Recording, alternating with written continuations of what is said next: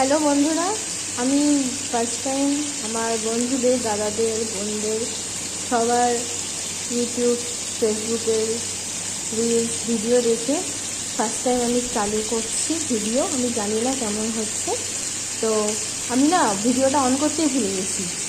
তো আমি আজকে রান্না করছি চিকেন, সানডে।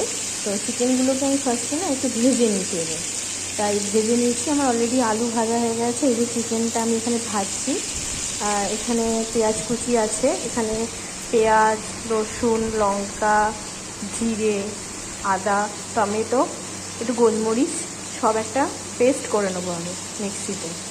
তো তোমরা দেখতে থাকো আর জানিও কেমন হচ্ছে।